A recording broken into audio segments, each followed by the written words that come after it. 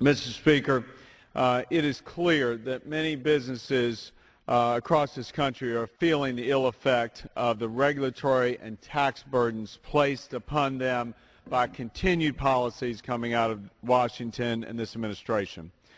Small businesses in particular, the backbone of our economy, face a cloud of uncertainty. This uncertainty prevents entrepreneurs from taking a risk, from starting a business, and from creating jobs. But, Mr. Speaker, House Republicans want to work with our colleagues across the aisle, and we want to help empower these small business men and women to once again begin the engine that drives our economy. This is the focus of the House Republican Plan for America's Job Creators, Mr. Speaker. This is about jobs. There are some who repeatedly claim that they want to vote on a jobs bill.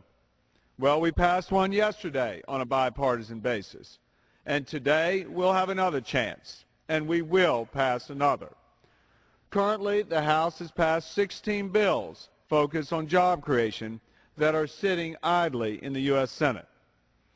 Mr. Speaker, the President has traveled the country telling Americans, quote, "We can't wait to pass some job bills." Well, we aren't waiting. We continue to pass job bills. Perhaps it's time for the President to deliver the "we can't wait" message to the other body in the Capitol.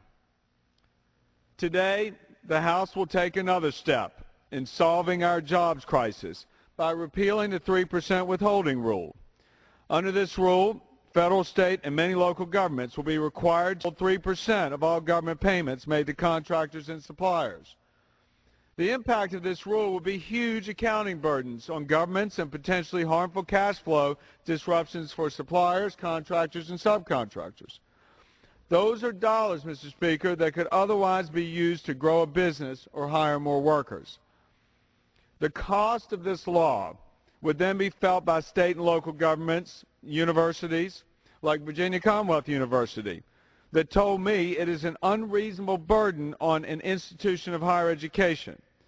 It is an unreasonable burden on heavy equipment dealers and other businesses across the country. Compliance costs would move capital that could otherwise be used to hire additional workers to the government. Many of my fellow Virginians in the county in which I live will be severely impacted.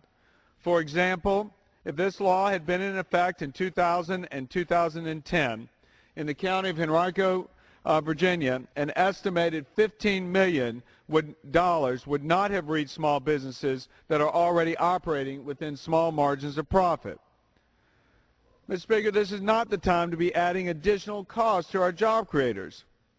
In May of this year, my county manager stated that the effect of this law may also be harmful to the economy, with a significant amount of money being directed to the federal government instead of to businesses that will potentially use those funds to create jobs and grow their business. By passing another bill, another jobs bill, House Republicans are helping companies cope with this era of uncertainty. This is another bipartisan and common sense solution to support the small businessmen and women of our economy so that they can support and begin to regenerate our ailing economy. In this past week, we passed the long-awaited free trade agreements, the Veterans Opportunity to Work Act, and next week we'll further help entrepreneurs access capital with the Access to Capital for Job Creators Act. The President says we can't wait. We agree. It's time to get America working again, and we call upon the Senate not only to act on this jobs bill, but the other 16 that currently sit idly in the Senate. And I yield back.